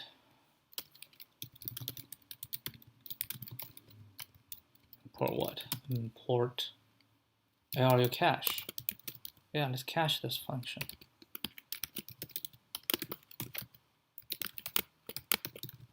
Alright, so we cache this function and remaining and AVA available. That's the state, right? These two state. So what we want is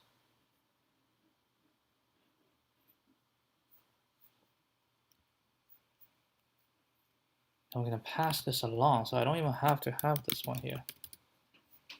All right, so that's the initial state. So we want to calculate this, right?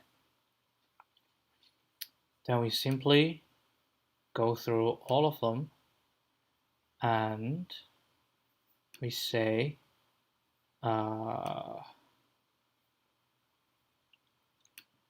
if one left shift I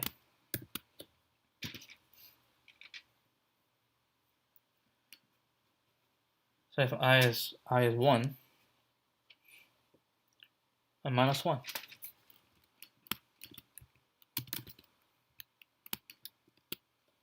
Right, I left shift 1 minus 1 and this available, and we say if I larger equal to remaining, it's true.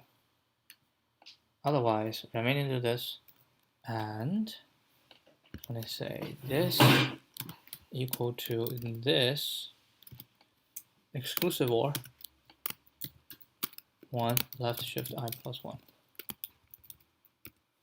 Right? Exclusive or turn that into a 0.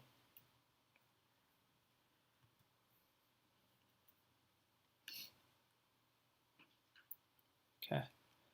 And then for J is the same thing. If this, right, if available,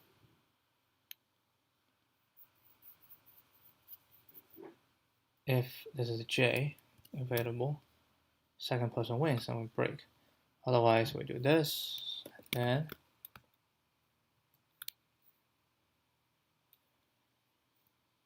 now, in that case, we don't have to do, because I can just say minus J, right? And just do this, J minus 1, right? So I don't need this, nor do I need this. And we can just say if J is larger or equal to this, or not DFS, if this gives me false, which means first person does not win,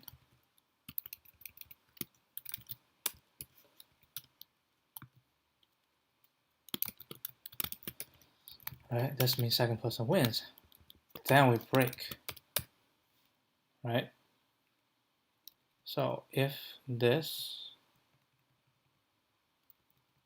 whichever is available, then we check. If this, then we break. Come out. If we never break, right? Then we say first person is good. First person wins, right? It's first person wins, and we return the remaining, and this has to be. So I think that can just be this equal, and the same thing. Just do it again.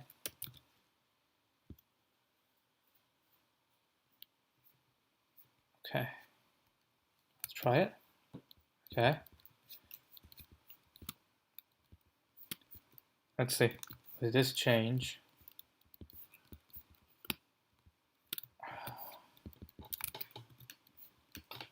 so which one?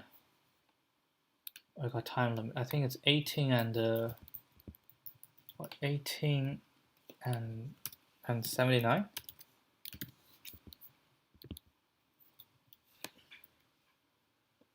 18 and 79.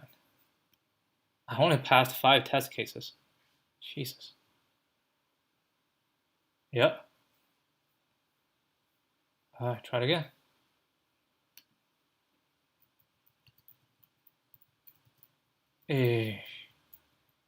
Still not looking good. Oh, we passed. Damn. 6,000. That was terrible. Alright, it's already past 2 hours. So I'm gonna cut it now, but I'm gonna have to read a lot on the discussion. My God. I mean, if it's replaceable, right? If you can replace, it's a very easy problem. But if you cannot replace, that makes it. I mean, I'm pretty sure there's a mathematical solution, and then I just didn't think about it. Oh, spread out. Look at this. I don't think there's a math solution. This is not a math solution. 2000 milliseconds, that's not a math solution. All right, that will be it. I'll see you guys tomorrow. Adios.